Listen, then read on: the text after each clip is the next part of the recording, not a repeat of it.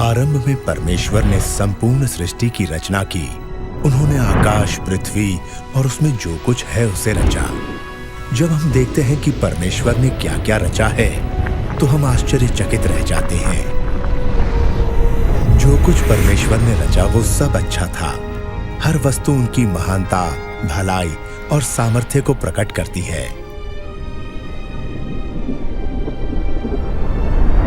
परमेश्वर ने विभिन्न प्रकार के पेड़ पौधे, जंतु और पशु पक्षी बनाए। तब उन्होंने मिट्टी लेकर पहले मनुष्य को बनाया और उसके नथुनों में जीवन फूंका। पहला मनुष्य आदम कहलाया। तब परमेश्वर ने आदम की पसली निकाली और उससे स्त्री को आदम की पत्नी और साथी होने के लिए रचा। उसे हव्वा नाम दिया गया। परमेश्वर ने अपने स्वरूप में स्त्री और पुरुष रचा, इसलिए वह उनके साथ मिलजुल कर रहने का आनंद उठाते। वो बगीचे में आनंद से उनकी उपस्थिति में रहते थे, जो परमेश्वर ने उनके लिए रचा था। बगीचे को अदन की वाटिका कहा गया।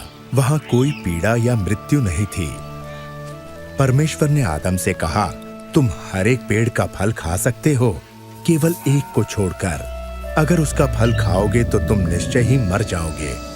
परंतु एक दिन शैतान, जो दुष्ट आत्माओं का प्रधान है, उसने हव्वा को परीक्षा में डालने की कोशिश की। उसने फल तोड़ा और कुछ खाया और उसने अपने पति को भी खिलाया। उसी क्षण परमेश्वर के साथ उनका संबंध टूट गया, क्योंकि परमेश्वर पवित्र हैं और उनकी आज्ञा तोड़ने वाले उनकी उपस्थिति में नहीं रह सकते। परमेश्वर ने आदम और हव्वा को अदन की वाटिका से बाहर कर दिया। उन्होंने परमेश्वर की आज्ञा को नहीं माना, इसलिए उन्हें लज्जित होना पड़ा। उसके परिणाम स्वरूप आदम, हव्वा और उनका सारा वंश दुख और मृत्यु के भागीदार हुए। लेकिन परमेश्वर बहुत दयालु हैं। उन्होंने मनुष्य से प्रेम करना नहीं छोड़ा।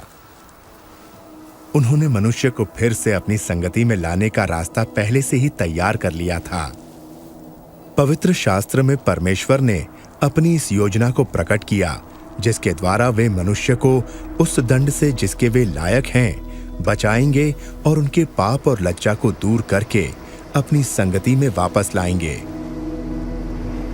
भविष्यवक्ता अब्राहम पर उन्होंने अपनी इस योजना का एक भाग प्रकट किया। अब्राहम ने परमेश्वर पर विश्वास किया और उनका आदर किया। परमेश्वर ने उसे आशीष देने की प्रतिज्ञा की और कहा कि उसके द्वारा वो सब राष्ट्रों के लोगों को आशीष देंगे। परमेश्वर ने उससे प्रतिज्ञा की कि वे उसके वंश को सागर तट की रेत के कणों और आकाश के तारों के समान कर देंगे। अब्राहम ने परमेश्वर पर विश्वास किया और परमेश्वर ने उसके इस विश्वास के कारण उसे धर्मी ठहराया और लोगों ने उसे परमेश्वर का मित्र माना।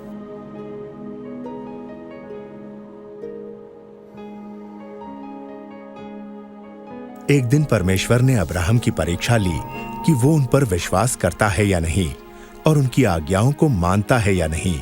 परमेश्वर ने उससे अपने बेटे की बलि देने को कहा। अब्राहम जानता था कि इस एक पुत्र के द्वारा परमेश्वर ने वादा किया है कि वो उसे बहुत बड़ा वंश देंगे। फिर भी उसने परमेश्वर पर विश्वास किया और उनकी आज्ञा मानी, इसलिए अपने बेटे को परमेश्वर के लिए बलि चढ़ाने की तैयारी कर ली। अब्राहम ने अपना खंजर उठाया, लेकिन तभी परमेश्वर ने कहा, अब्राहम, बालक को नुकसान ना पहुंचा। मैं जानता हूं तू मेरा भय मानता है और मेरी आज्ञाओं को मानने के लिए तैयार है। तब अब्राहम ने अपने पास एक मेंढा देखा जो अपने सींग से झाड़ियों में फंसा हुआ था।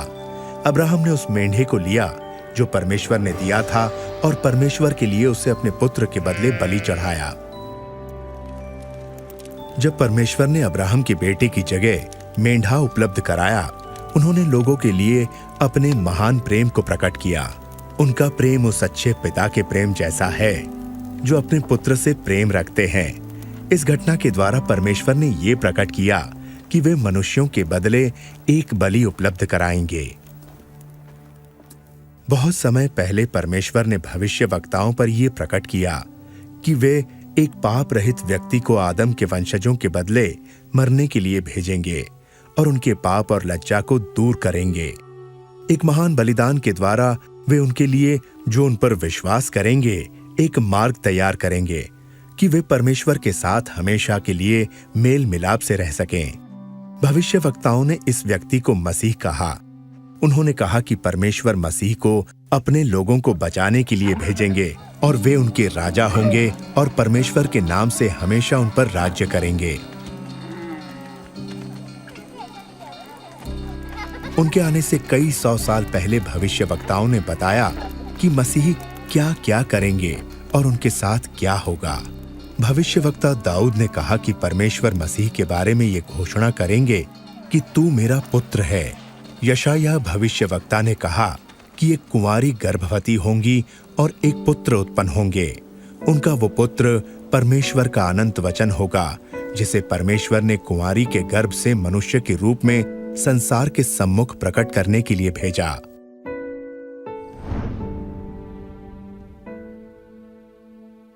भविष्यवक्ताओं ने यह भी लिखा कि मसीह का जन्म बैतलहम में होगा।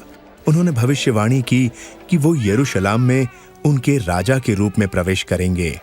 उन्होंने ये भी लिखा कि 30 चांदी के टुकड़ों के बदले उनका एक नजदीकी मित्र उन्हें धोखा देगा। भविष्यवक्ताओं ने कहा कि मसीह अपने जीवन का बलिदान करेंगे, लेकिन परमेश्वर तीसरे दिन उन्हें मृतकों से जीवित कर देंगे।